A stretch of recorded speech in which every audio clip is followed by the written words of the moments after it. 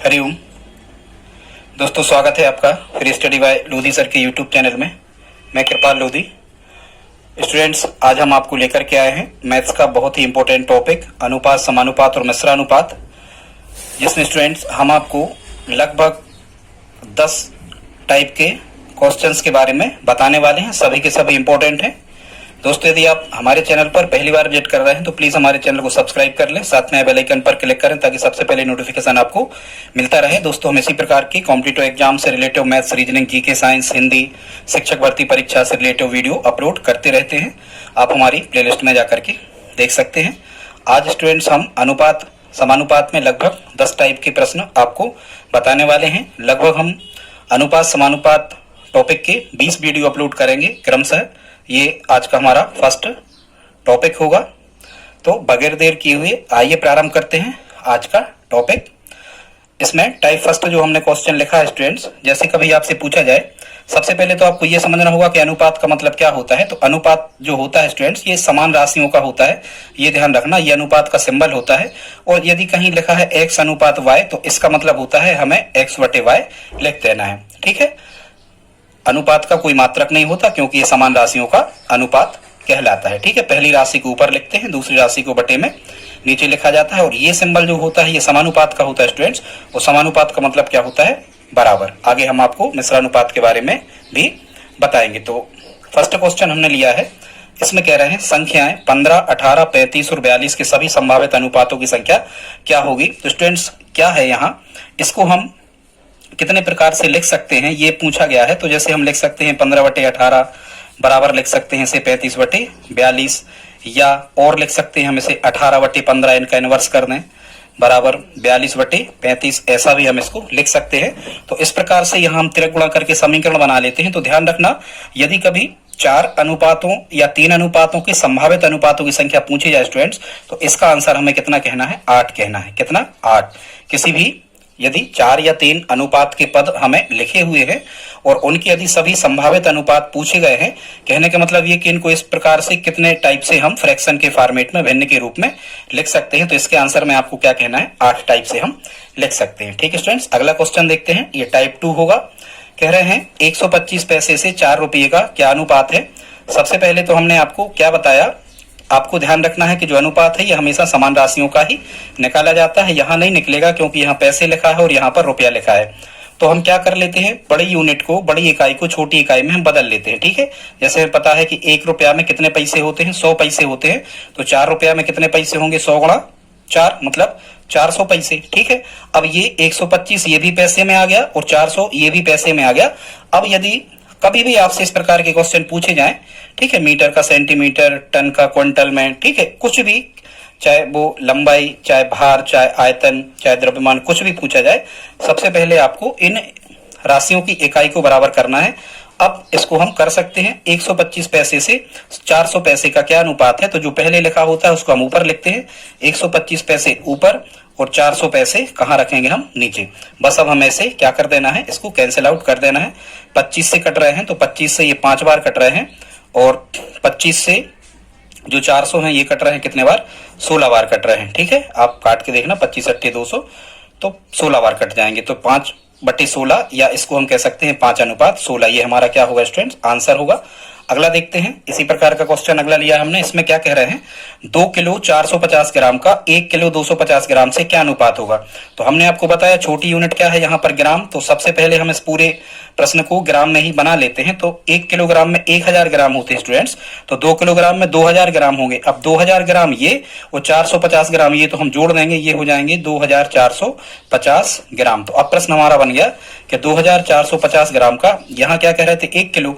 अब 1 किलो मतलब कितने ग्राम? तो 1 किलो मतलब 1000 ग्राम, और 1000 ग्राम ये 1 किलो के, और 250 ग्राम और, तो ये जुड़ गए तो कितने हो गए? ये हो गए 1250 ग्राम।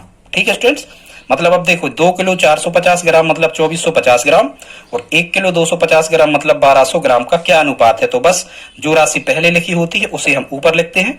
2450 को हम कहाँ लिखेंगे? इसको हम ऊपर लिखेंगे, और बटे में कितना लिख देंगे हम यहाँ पर? 1250। ठीक है, यहाँ स्टूडेंट्स बस कैंसिल आउट करना, हमें इसे सिंप्लीफाई करना है। तो ये शून्य से शून्य कट गए, यहाँ पर कितना बचा? ये बचा 245 बटे 125। 5 से फिर से कैंसिल आउट कर दो, तो 5 चौको कितने हो जाएंगे 20, यहाँ बचेंगे कितने 4, तो 45 हो गए, 5 नाम 45, 49 बार कट गए। और 5 से 125 कितने बार कटेंगे, 5 से ये कट जाएंगे 25 बार। अब ये कट नहीं रहे, मतलब ये अपने सरलतम रूप में है, स्टैंडर्ड फॉर्मेट में है, या मानक रूप में, या लघुत्तम रूप में। ठीक है स्टूडेंट्स, कोई भिन्न जब कटना बंद हो जाता है, कैंसिल आउट होना, तो हम कहते हैं कि वो भिन्न अपने मानक रूप में है या संक्षिप्त रूप में है, उसी को लघुत्तम रूप कहते हैं। ठीक है, या उसी को स्टैंडर्ड फॉर्मेट कहते हैं। तो इसका आंसर हमारा सही क्या हो जाएगा, 49:25, ये हमारा राइट आंसर हो जाएगा। ठीक है स्टूडेंट्स, अगला क्वेश्चन देखते हैं।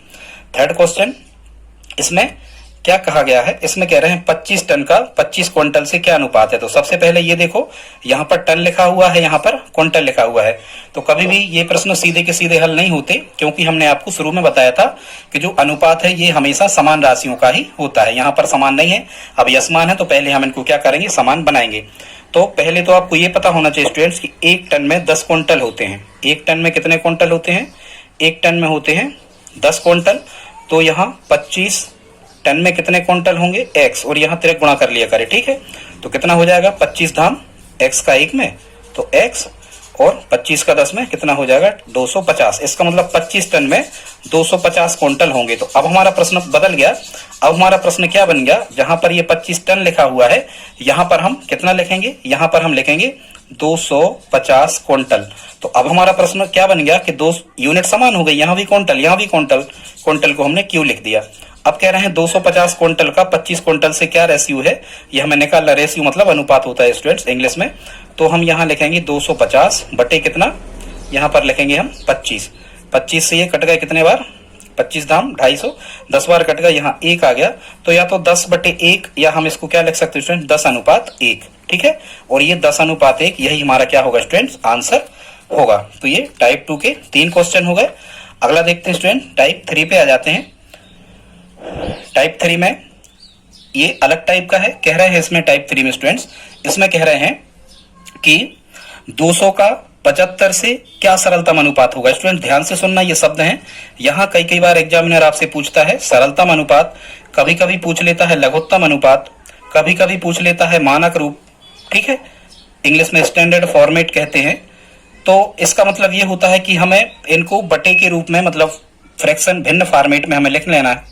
हम इसको कैसा लिखेंगे, 200 का, तो जो संख्या पहले लिखी होती है अनुपात में हमेशा वो पहले लिखते हैं। 200 का 75 से, तो 200 बटे कितना लिखेंगे हम 75। और सरलतम अनुपात निकालना है तो बड़ी से बड़ी संख्या से इनको काट दो। यदि आप बड़ी से बड़ी संख्या से काटते हो तो एक ही बार काटना पड़ेगा। यदि आप छोटी से काटते हो पर दोनों में भाग जाना चाहिए, ऐसी संख्या से काटते हैं तो फिर से काटना पड़ेगा। अधिकांशतः इसके महत्तम समावर्तक से काट दिया करे दोनों के।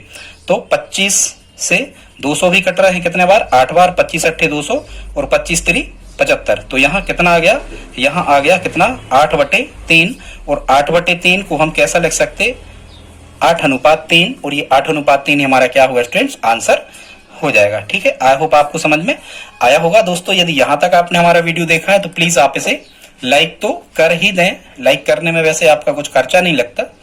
देखते हैं अगला दूसरा क्वेश्चन इसी टाइप का, कह रहे हैं 21 घंटों का 35 घंटों से क्या अनुपात होगा। तो ये तो मापन समान है, तो हम यहाँ ऊपर 21 लिखेंगे और बटे में नीचे कितना लिखेंगे 35।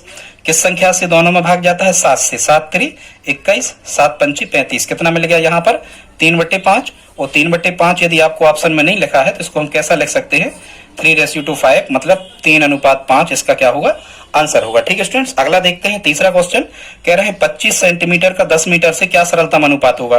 तो हमने आपको बताया कि यदि एक सी यूनिट नहीं हो तो हम उनको अनुपात के रूप में नहीं लिख सकते, पहले हमें उनको समान अनुपात में बनाना होता है। ठीक है, आप छोटी से बड़ी में भी बना सकते तो भी आंसर वही आएगा, और बड़ी से छोटी बनाते हो तो भी आंसर वही आएगा। लेकिन हमें आसान क्या होता है स्टूडेंट्स, आसान होता है हमें छोटी यूनिट में बदलना, बड़ी से छोटी यूनिट में बदलना, मतलब बड़ी को आपको बदल देना है। ठीक है, जैसे हम जानते हैं, क्या जानते हैं कि 1 मीटर में कितने सेंटीमीटर होते हैं, 1 मीटर में 100 सेंटीमीटर होते हैं। ठीक है स्टूडेंट्स, तो 10 मीटर में कितने सेंटीमीटर होंगे, x, और यहाँ मीटर के नीचे मीटर, सेंटीमीटर के नीचे सेंटीमीटर। ये यूनिटरी मेथड कहलाती है स्टूडेंट्स। एक नियम आप हमारी प्लेलिस्ट में जाकर के देख सकते हैं। एक नियम के लगभग 12 से 15 प्रश्न हमने उसमें बताए हैं। यहाँ हम करते हैं हमेशा क्रॉस मल्टीप्लाइकेशन, इट मींस तिर्यक गुणा। x का 1 में हुआ तो x, और 10 का 100 में हुआ तो यहाँ कितने आ गए, 10 का 100 में हुआ तो 1000। अब ये हमने सेंटीमीटर के नीचे x माना था, मतलब 1000 का में आएगा सेंटीमीटर। अब हमारा प्रश्न स्टूडेंट्स बदल गया, कैसा बदल गया? अब हमारा जो प्रश्न है वो कैसा बन गया? हमारा प्रश्न ये बन गया कि 25 सेंटीमीटर का 10 मीटर, तो 10 मीटर की जगह हम कितना लिखेंगे? 10 मीटर में होंगे 1000 सेंटीमीटर। तो प्रश्न हमारा क्या बन गया? 25 सेंटीमीटर का 1000 सेंटीमीटर से क्या अनुपात है? तो 25 पहले जो लिखा होता है वो ऊपर और बटे 1000 कहाँ? नीचे। बस अब हमें क्या करना है? केवल कैंसिल आउट करना है इनको। 25 एकम 25, 25 चौको 100, ठीक है, भागने भागनास्ती 0। तो ये यहाँ कितना आ जाएगा स्टूडेंट्स? 1/40, और 1/40 को हम क्या लिखेंगे?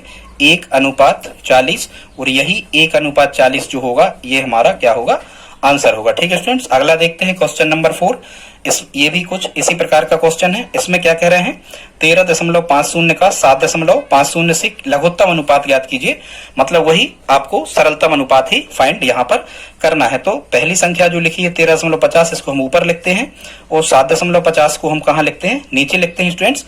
अब हम देखो, जनरली होता तो ऐसा है कि दशमलव के बाद यदि उतने ही अंक यहाँ है, दशमलव के बाद इतने ही अंक वहां है, तो दशमलव कट जाता है। ठीक है, और यदि आपको नहीं काटना है तो ये हटता कैसे है देख लेते हैं। यहाँ लगाते हैं हम गुणा, दशमलव का मानते हैं 1, और दाईं तरफ 2 अंक रखे तो 2 मानते हैं हम 0। यहाँ भी दशमलव के नीचे मानते हैं 1, और दाईं तरफ 2 अंक लिखे हैं तो 2 0। ठीक है स्टूडेंट्स, यहाँ 100 से 100 गुणा में थे तो ऊपर नीचे के कट गए। यहाँ बचा क्या? दशमलव हट गया था, ये बचे 1350 बटे कितने बचे? 750। ठीक है स्टूडेंट्स, 0 से 0 यहाँ पर फिर कट गए। अब यहाँ पर कितने बचे? यहाँ मिले 135 बटे कितने बच रहे हैं? 75। अब ऐसी संख्या देखो कि जिससे 135 और 75 दोनों कटते हैं, तो लास्ट में 5 है। 5 का डिविजिबल रूल आपको पता होगा, 5 से ये दोनों कट जाएंगे। 5 से 135 काटो तो 5 दूनी 10, कितने बचे? 3, 35 हो गए। 5 सत्ते 35, 27 बार कट गए। और 5 से 75 कितनी बार कटेंगे? 15 बार। लेकिन अभी और कट रहे हैं। ठीक है, अभी और कट रहे हैं। सरलतम अनुपात का मतलब ये होता है कि जब तक कटना बंद हो जाए, बंद ना हो जाए जब तक कटना, मतलब कैंसिल आउट करना, तब तक आपको उनको काटते जाना। अब हमने जो 27/15 लिखे हैं, इसमें 3 का विभाज्यता नियम लगाओ। 7 और 2 9 अंकों के जोड़ में 3 का भाग जाता है तो पूरी संख्या 3 से विभाजित होती है।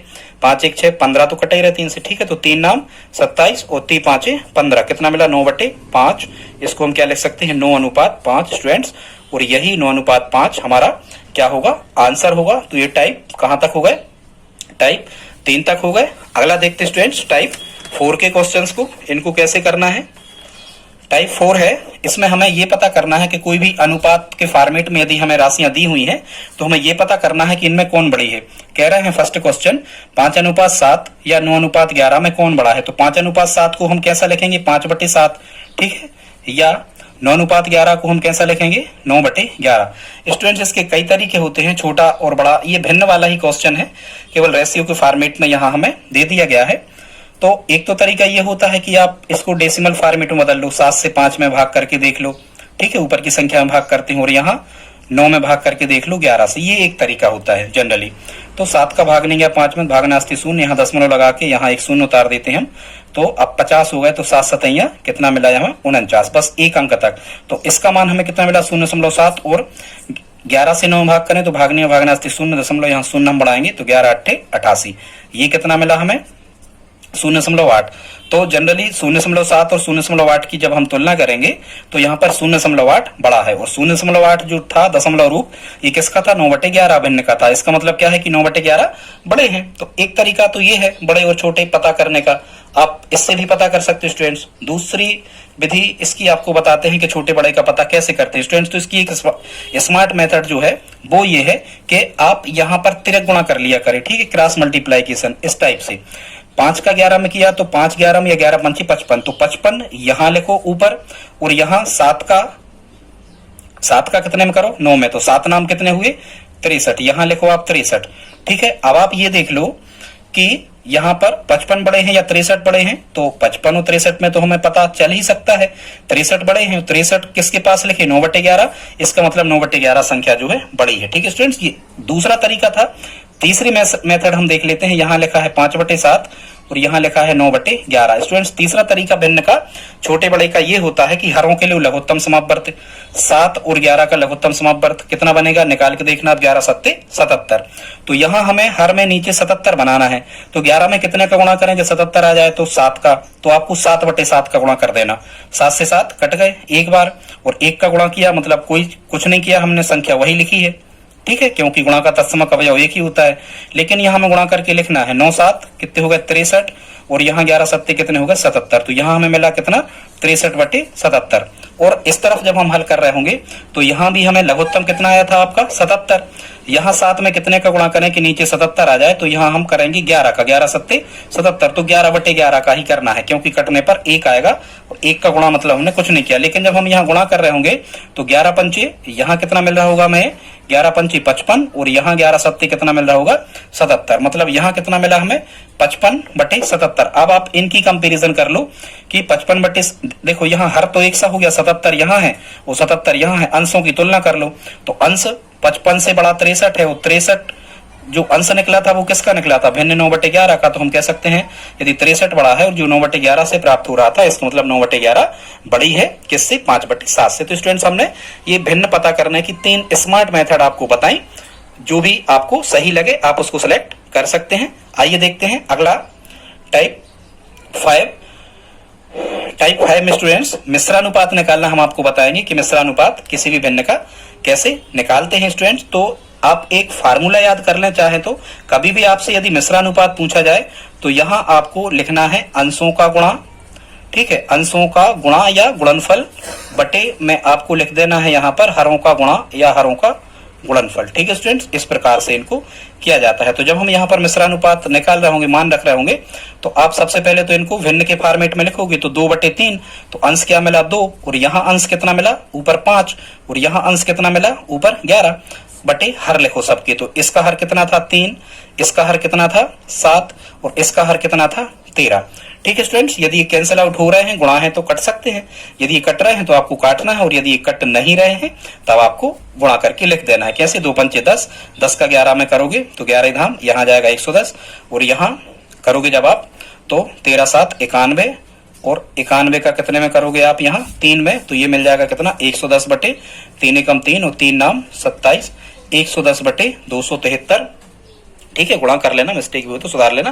पर मिश्रानुपात को ऐसे ही हल करते हैं, अंशों का गुणनफल बटे हरों का गुणनफल, ये होता है मिश्रानुपात का फार्मूला। आई होप आप समझ गए होंगे। अगला क्वेश्चन देखते स्टूडेंट्स, कह रहे हैं A/B बराबर 3/4, B/C बराबर 5/8 और C/D बराबर 7/15। तो इनका मिश्रानुपात क्या होगा, तो कैसे लिखेंगे हम इनको।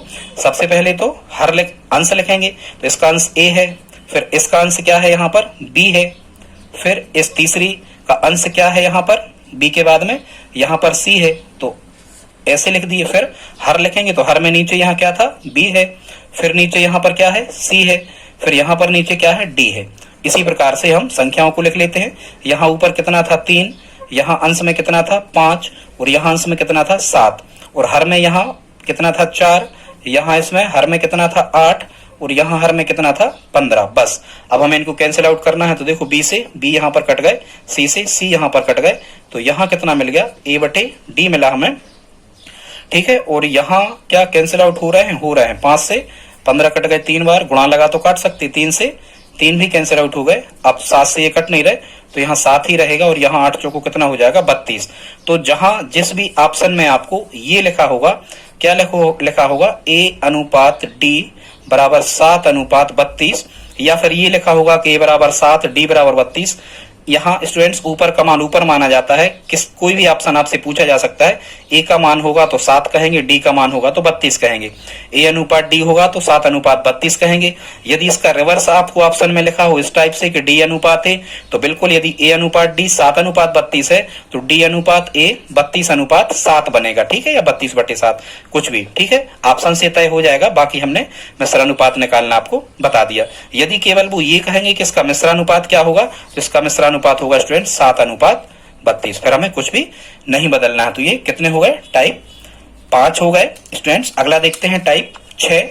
यदि यहां तक आपने हमारा वीडियो देखा तो प्लीज लाइक करें, कमेंट करके बताएं वीडियो आपको कैसा लगा, और आप जो भी विषय हमसे पढ़ना चाहते हैं यूट्यूब के माध्यम से, मैथ्स, रीजनिंग, जीके, साइंस सब करवा देते हैं हम। आप हमें कमेंट बॉक्स में लिख करके बताएं।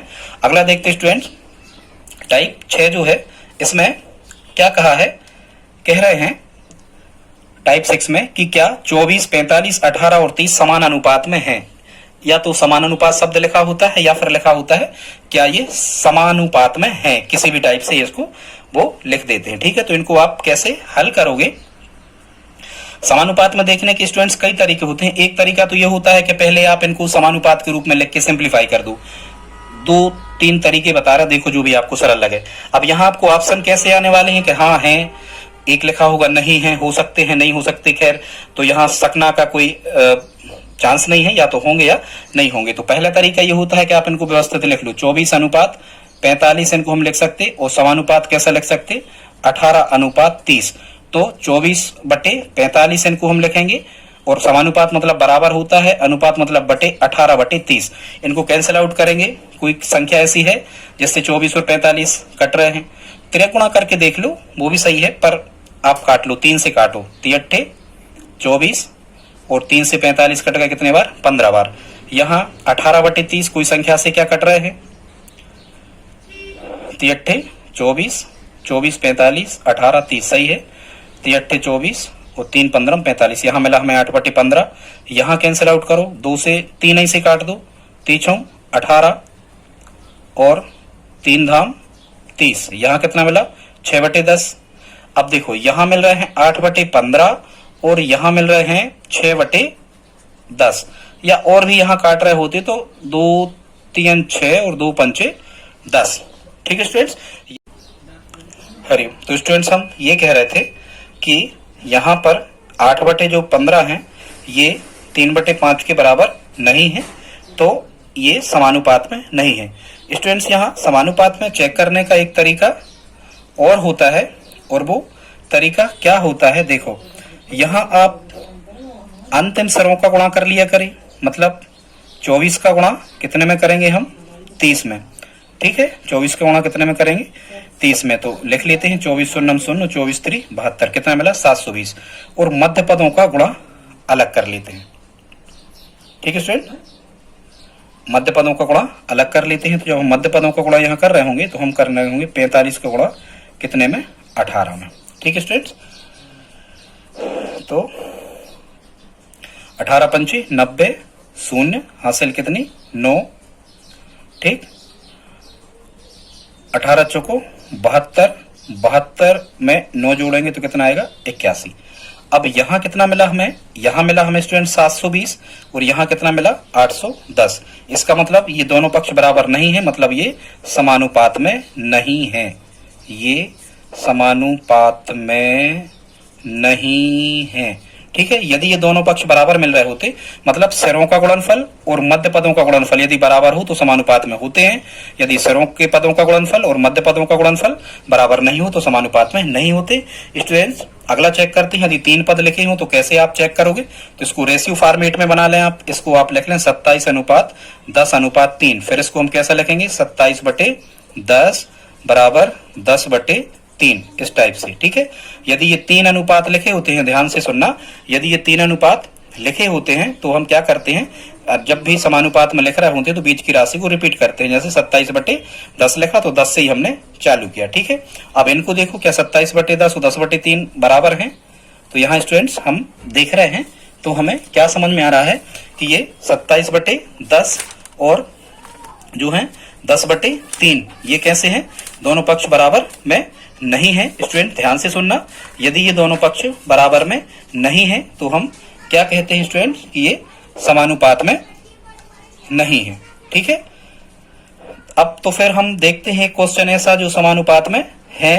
तो एक क्वेश्चन और हम यहाँ पर लिख देते हैं। अब कहोगे कि समानुपात वाला एक भी नहीं बताया, ये सब समानुपात में नहीं थे। एक क्वेश्चन हम यहाँ लिखते हैं समानुपात में, जैसे कह रहे हैं 6, 18 व 54, ये चेक करना है 6, 18 व 54 ये समानुपात में है या नहीं है। तो इसको हम कैसा लिखेंगे, 6/18 बराबर 18/54। कैंसिल आउट करो, 6 एकम 6, 6 3 18, 1/3 इनको करो, 18 एकम 18, 18 3 54। तो यहाँ भी 1/3 मिला और यहाँ भी 1/3 मिला, तो दोनों पक्ष बराबर आ गए। तो हम कहेंगे कि ये वाले जो पद हमें लिखे हुए हैं ये कैसे हैं स्टूडेंट्स, तो ये समानुपात में है। ठीक है, आई होप आप समझ गए होंगे स्टूडेंट्स। आगे देखते हैं, इसी प्रकार का एक क्वेश्चन लिया है, टाइप 7 पे आते हैं।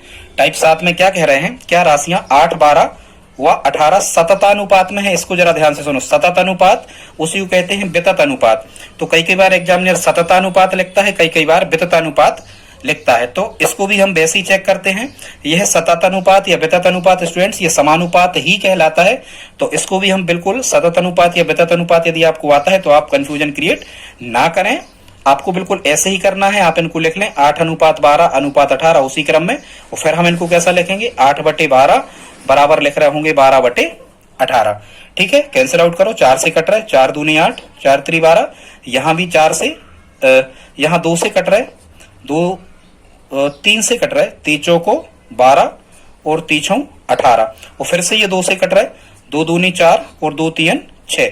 तो देखो स्टूडेंट्स यहाँ कितना मिला 2/3, ये मिला यहाँ, और यहाँ भी कितना मिला 2/3। हालांकि ये 6 से 1 काट देते तो कई बार में कटते, 6 दूनी 12 और 6 3 18। तो ये दोनों पक्ष कैसे हैं, बराबर हैं। इसका मतलब हम क्या कहेंगे स्टूडेंट्स, ये सतत अनुपात में या सततानुपात में, या इसी को विततानुपात या वितत अनुपात कहते हैं, ये विततानुपात या सतत अनुपात में हैं। यदि ये दोनों पक्ष बराबर नहीं होते तो हम कहते यह समानुपात में नहीं है। ठीक है स्टूडेंट्स, अगला देखते हैं टाइप 8। बस आप 5 मिनट और हमारे साथ रहें, आज हम केवल आपको 10 टाइप के भी क्वेश्चन करवाने वाले हैं। देखते हैं अगला क्वेश्चन क्या कह रहे हैं। ये मान निकालने वाले स्टूडेंट्स, ये x कहीं भी रहे, इसको यहां लिख सकते, वो यहां लिख सकते, यहां कहीं भी लिख सकते, कोई दिक्कत नहीं। इस फॉर्मेट के भी क्वेश्चन आपसे पूछे जाते हैं, ये सरलीकरण ही कहलाता है अनुपात वाले क्वेश्चंस का। कह रहे हैं यदि 15:25 समानुपात 36:x है तो x की वैल्यू क्या होगी। तो इसको हम कैसा लिखेंगे, इसको हम लिखेंगे 15/25, और समानुपात का मतलब क्या होता है बराबर, अनुपात का मतलब बटे, और समानुपात माने बराबर। तो 15/25 समानुपात की जगह लगाया बराबर, और यहाँ कितना लिखेंगे हम, यहाँ लिख रहे होंगे हम 36/x। बस अब भिन्न का नियम क्या होता है स्टूडेंट, जैसा कि आपको पता है, यदि कभी भी संख्याएं बटे के फॉर्मेट में लिखी होती हैं और बीच में बराबर लगा होता है तो हम क्या करते हैं तिर्यक गुणा, और तिर्यक गुणा अज्ञात राशि का ही करते हैं, क्रॉस मल्टीप्लिकेशन से ये स्टेप हल होता है। तो जब हम यहाँ तिर्यक गुणा कर रहे होंगे तो 15 का x में तो कितना मिल रहा होगा हमें 15x बराबर 25 का 36 में गुणा करेंगे, पर हम 25 का 36 में गुणा करके लिख ले रहे हैं। ठीक है, इसलिए जब हम यहाँ से x की वैल्यू निकाल रहे होंगे तो सामने के 25 गुणा 36 ज्यों के त्यों, और ये 15 कहाँ आ रहे होंगे नीचे। बस अब आप कैंसिल आउट करो, 5 से क्या कट रहा है, बिल्कुल कट रहा है, 5 से 25 5 बार कट गए, 5 से 15 3 बार कट गए, 3 से 36 कितने बार कट गए 12 बार कट गए, और यहाँ हमें जो बचा है उसका गुणा कर लूं, 5 का 12 में गुणा किया तो कितना मिला 60, मतलब x की वैल्यू कितनी मिल गई 60 हमारा आंसर होगा।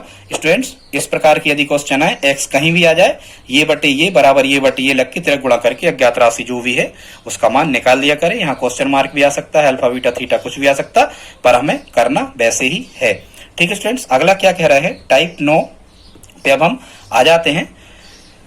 तो टाइप 9 में क्या कह रहे थे स्टूडेंट्स, यदि 40 100 और x समानुपात में हो तो x का मान क्या है। तो इसको समानुपात में हो तो हम लिखेंगे, इसको हम लिखेंगे 40/100। स्टूडेंट्स हमने अभी आपको बताया था यदि 3 अनुपात लिखे हो, सबसे पहले तो आप इनको अनुपात में लिख लें।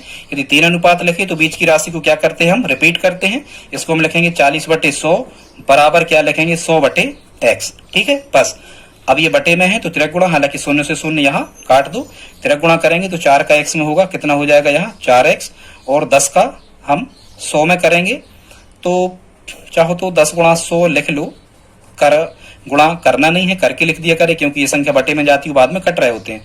जब हम यहाँ x की वैल्यू फाइंड कर रहे होंगे तो 10 गुणा कितना आएगा यहाँ 10 गुणा 100, और बटे में कितने आ जाएंगे ये 4। ठीक है, 4 से जब हम 100 काट रहे होंगे तो कितने बार कट रहे होंगे 25 बार, और जब हम यहाँ स्टूडेंट्स 25 का 10 में गुणा करेंगे तो ये कितना आ जाएगा 25 दाम 250, और ये 250 ही हमारा क्या होगा आंसर होगा।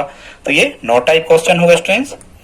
इसी प्रकार के कई क्वेश्चंस हमें पूछे जाते हैं एग्जाम में, वहीं से ये टाइप हमने उठाए हैं। कई टाइप के क्वेश्चंस बन रहे होते हैं, हमें प्रयास करना होता है कि सभी टाइप के क्वेश्चन हम सीख पाएं। अगला देखते स्टूडेंट्स टाइप 10। इसमें क्या कह रहे हैं, वह संख्या बताएं जिसका 15 से वही अनुपात है। ठीक है, मतलब 15 से वही अनुपात है जो 6 का 24 से है, मतलब बीच में समानुपात लगेगा। 6 का जो कितने से है 24 से है, वो संख्या हमें याद करना, ध्यान से सुनना। वह संख्या बताएं, यहां से चालू करना, जिसका 15 से वही अनुपात है, मतलब 15:x 15 से अनुपात है। ध्यान से सुनना, 15 पहले आएंगे, ये है सबसे इंपॉर्टेंट फैक्ट। यहाँ 15 से वही अनुपात है जो 6 से 24 का है, तो बीच में समानुपात लग जाएगा। अब हम इसको कैसा लिखेंगे 15/x बराबर 6 बटे कितना लिखेंगे यहाँ 24। कैंसिल आउट कर लो, 6 एकम 6 6 चौको 24, कितना मिला यहाँ 15/x बराबर 1/4।